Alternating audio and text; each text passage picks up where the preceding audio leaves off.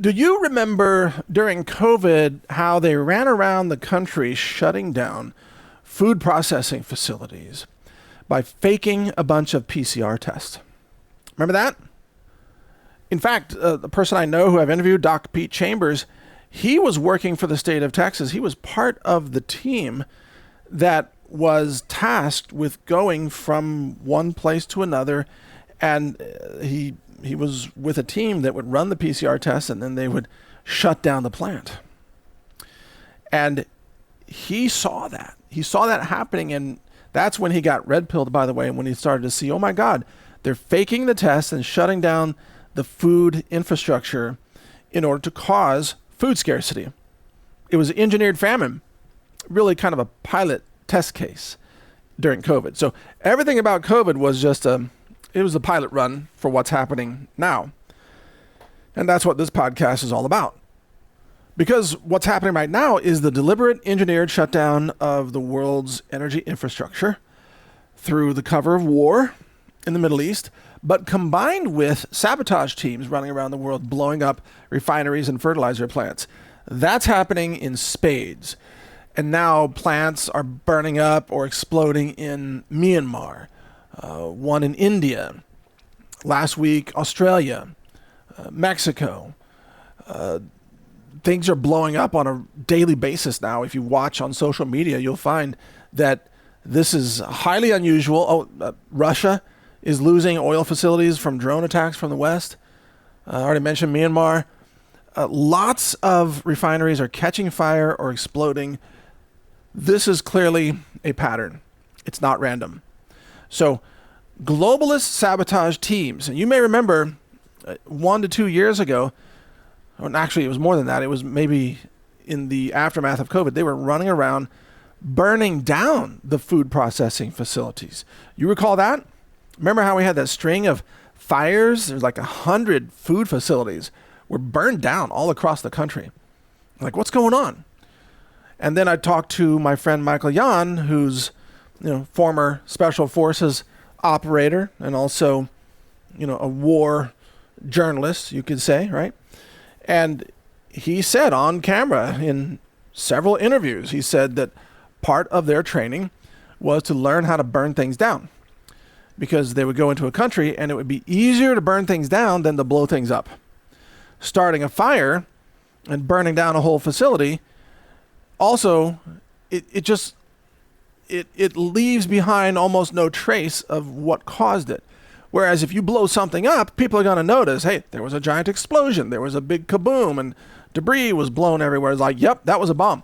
But if, as part of a special forces operation, if you go into, enemy territory and you just start setting fire to everything, many of them will think, well, gosh, it was just an accident. Somehow sparks or whatever, there was an electrical fault and stuff just burned down. So it covers your tracks. And that's what's happening right now with the refineries. Somebody, probably special forces, maybe even on a global scale, there might be special teams that are not just Americans. It could be Europeans. It could be whoever the globalists could get, right? And they dispatch them to all these different countries and say, look, your job is to burn down the refineries. All you got to do is start a fire and let it spread. And it turns out that's actually not that difficult for properly trained military sabotage teams to carry out. They know how to burn stuff down because they've practiced it. They're good at destroying things. And I believe that's what's happening right now. So again, the war is taking hydrocarbons offline at an alarming ratio. We've already lost right now about 20% of the world's oil supply. And as I covered in a report yesterday, Iran is threatening to increase that to about 32% by shutting off access to the Red Sea and destroying another pipeline from Saudi Arabia. That would be nearly 1/3 of the global oil supply offline. But that's apparently not enough, because that would only kill maybe 1 billion people with extreme starvation, maybe not even 1 billion. We calculated it'd be maybe 800 million people would be thrust into extreme poverty facing famine. So how do they kill billions? Well, they have to shut down even more of the energy infrastructure. So on top of the war, then they do the sabotage. And if that's not enough, they have other cards to play. They can do a radiological dirty bomb attack. They can do an EMP attack. They can simulate a solar flare or simulate an alien invasion and use it to take everything down. They can simulate, or they can do a cyber attack on the power grid and take it down themselves and blame somebody else. There are a number of cards they can play, but it's clear that the plan is to take down the world's energy infrastructure, because that feeds everything downstream. Energy results in fertilizer. Energy is necessary to farm. Energy is necessary for transportation. Energy is necessary for manufacturing, etc., etc. Energy is necessary for AI, too, by the way. Boy, the AI data centers are going to be very unhappy about that.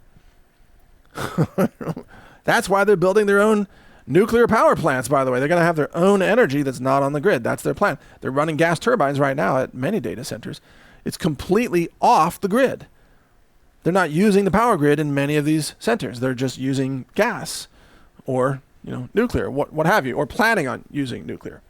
So, as the energy supply craters globally, you're going to go through stages of collapse. And the first stage is what we're in right now, which is where the early signs are already evident. It's like looking into the distance, and you can see there's an avalanche on a distant mountain. You're like, wow, isn't that pretty? Look, the snow's coming down. It's flowing down the field. Isn't that great? Look at that. It's so pretty. It's all fluffy. And in stage one, most people think everything's fine. A few people see the signs coming, and they start to get concerned, and they start, prepping. And maybe we better get some backup diesel. Maybe we should grow a little bit more of our own food. Maybe we should have backup food supplies. Yeah, but that's the minority. Then in the next stage, which we're about to transition into, you start to have signs of concern in a more mainstream audience. People start to freak out over some items not being available at the grocery store. Items that they're used to buying. Or grocery store prices going up much faster than they ever thought could happen. Or gas and diesel prices going up much more quickly than they ever imagined. That's coming within a matter of just probably 2 to 4 weeks in North America. A lot more mainstream concern as things start to get much more expensive and a few noticeable shortages begin to emerge. But it's not the end of the world yet, right? It's not Mad Max. You can still get food, you can still get gas, it just costs more. So this is the concern stage. And people still, they hold out hope that, hey, maybe Trump told the truth today and the war really is over and Iran capitulated and they surrendered to everything, because, he claims that about once a week. It's never true, but people believe it every week. See, we won, and then 24 hours later, you can't find that person anymore because they're too humiliated to speak again because they believe Trump again, like a fool. So the next stage after that, after concern, is panic. And panic happens when people start to realize, holy cow, this is not going to get resolved quickly. And we are going to face some severe supply chain shortages. Might not be able to find the food that we want to eat, and might not be able to afford it because the prices are going up so quickly. And we might not be able to get fuel, which means we're going to be, locked down. We're going to be stuck. And that's part of the energy lockdown, folks, is, yeah, you have a car, you just can't afford to drive it anywhere. And there might be fuel rationing on top of that in the later stages, by the way, which means you only have, a couple of gallons a week or whatever. So the panic stage has not yet set in North America, but it's going to. That is, unless somehow this whole war gets resolved and all the sabotage stops. But I doubt it, because this looks like a deliberate plan. This is an engineered step-by-step plan for a global takedown of energy infrastructure and the food supply in order to thrust billions of people into poverty and famine. That's clearly what is happening. So I don't think they're going to stop this. Even if there's peace with Iran, then the powers that be will find another reason to close the Strait of Hormuz or destroy the South Pars gas field. Maybe they'll have a nuke go off in Qatar and destroy all 14 gas trains that are there, right? And then the world is absolutely screwed at that point, just absolutely screwed. But whatever it takes, they will find a reason, a justification to shut off the supply, because this is the pinch. I'm calling it the pinch. This is the pinch. They're pinching off the supply of food and energy that keeps humanity alive. And as a result, people will begin to die. And when I say the pinch, it's because it's not a total extermination. They're not going to kill 8 billion people. That's probably difficult, maybe impossible. But they can kill 2 billion, 3 billion, 4 billion, 5 billion, even 6, maybe even 7 if they add on layers of warfare and, banking collapse and things like that. They might be able to get it to 7 billion people. But more likely they'll only get to like 2 to 4 billion people, which is still a lot of people, don't get me wrong. But that's, less than half of the human population. But for the globalists, they would consider that to be a success. If they could get rid of half, then they've, cut the population down to size. They've mowed the lawn, as, Israel likes to say. They've mowed the lawn on planet Earth, cut the population down. And then the governments will be solvent much longer without having to pay all the benefits and Social Security and welfare and Medicare and things like that. You see? There's even a financial incentive on the part of governments to exterminate as many people as possible, especially those who are costing them money. Now, add to this one more factor that you may not have considered, and that is the rise of robots and AI. And now you have Elon Musk talking about the universal high income, which is just a variation of universal basic income, or UBI, where the government prints the money and hands it out to everybody and says, oh, even though you don't work anymore because we don't need your work because you've been replaced by robots, we still need you to consume stuff. So here, just have free money every month, and your job is to just buy stuff to keep the economy going, right? And some people just gullibly believe that that would be the answer. Like, yeah, the government just wants to keep us all around and keep us all on the government's payroll, even though we contribute nothing to government money and power, and they're not taking tax money from us because we're not working. We are nothing but an expense line on the government's balance sheet. But yeah, the government wants to keep us around just because they're nice people there in Washington, D.C. They're just such nice people. Some people tell themselves this fairy tale, but you and I know that once there is a UBI or a UHI, the government will work in every way possible to exterminate the largest number of people possible, because that's their financial incentive. The United States government can't print $12 trillion a year to hand $10,000 a month to 100 million people, because that's what it would cost, $12 trillion a year. That's not going to work. The currency would collapse. So if they manage to cut the population of recipients by 50 million people, then they could cut that to like 6 trillion a year, which is still insane. But maybe they'll cut some more, maybe they'll cut 75% or 75 million Americans, dead from whatever. And then they could cut that to like $3 trillion a year of the UBI. At that point, they could print that and probably get away with it, you see. So it creates a perverse incentive. The whole UBI concept creates an incentive for governments to figure out how to get rid of you as quickly as possible. And they certainly won't be pushing longevity solutions. That's for sure. And when AI, let's say, discovers anti-aging magic cures, which a lot of AI people believe that's going to happen. I'm not so sure about that, but they believe that. That would be the worst nightmare for a government that's handing out UBI money. They don't want you to live forever, for God's sake. They need you to die and get off the payroll. So you think they would allow longevity cures to ever surface in the ecosystem? No, that would be censored like nothing else. They would ban it. They would outlaw it. If there were, a live forever molecule, like a magic peptide, and you take a pill a day and you live forever, you stop aging.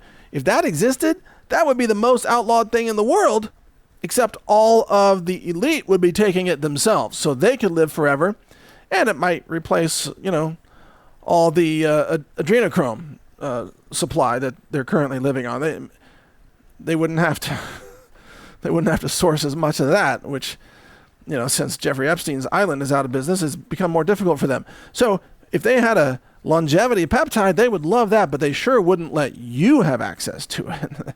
They want you and all the masses to die as quickly as possible, especially if you're on a UBI. And that's why I've said the UBI is actually going to be a DOA, dead on arrival. That's how they want you. DOA, not UBI. They don't want to have to hand out stuff to you all the time. They want you to die and leave and go away, vanish, so they can have more for themselves, obviously. I mean, if you think the government cares about you, then you're delusional. If you think Big Pharma cares about you, you're delusional. If you think the FDA cares about you, you're delusional. Only you have your own self-interests at heart. And everybody else in the centralized system of governments and industry and medicine, all of them are working against you at every turn. They want you to die as soon as possible. And while you're not quite dead, but in the process of dying, they want to extract all the money you ever earned through health insurance costs and experimental drugs and doctor's visits and whatever else, so that you die quickly, but also penniless, with them having extracted everything out of you right before you die, the way they mine aluminum out of rock. They want to mine your wealth out of your dead, limp body before you expire. That's the goal of Big Pharma and industry and the government. And of course, the government's goal is for you to just die as quickly as possible after you stop working. So up until the day that you retire, they love you. Like, keep sending us money. Your voluntary taxation. Yeah, keep sending it. We will extract from your work. And then the day you stop working, they're like, hurry up and die, because we don't need you on the payroll here. We don't want to have to, keep giving you money. So think about that as AI and robotics rise up and replace human jobs, but also the possibility of more longevity research, especially using AI to discover some pretty amazing, maybe new peptides and new things that do have longevity benefits. Man, they will ban that as quickly as they can. And you will only find out about those things through people like me, who are outside the system. Brightvideos.com, naturalnews.com. I mean, I'm talking about therapeutic peptides right now, but there isn't a magic live forever pill that exists. There are peptides that can help you in many ways and improve the quality of your life, but they're not going to make you, an eternal being, because that might be a bad idea anyway. Do you really want to stick around here forever with all these nut jobs running the world? No. That seems like a prescription for hell, actually. So get your business done and move on. But the government wants to get rid of you as quickly as possible, obviously, after you stop working. All right. So there you go. That's why the energy infrastructure, just to summarize, that's why energy infrastructure is being deliberately destroyed. That's why things are blowing up all over the world. That's why this war is actually a cover story. That's why the U.S. is blocking the Strait of Hormuz. Well, I guess blocking the traffic from it, even though the blockade is out in the Arabian Sea, but it's traffic from the strait. That's why all this is happening. The order came down from the globalist regime.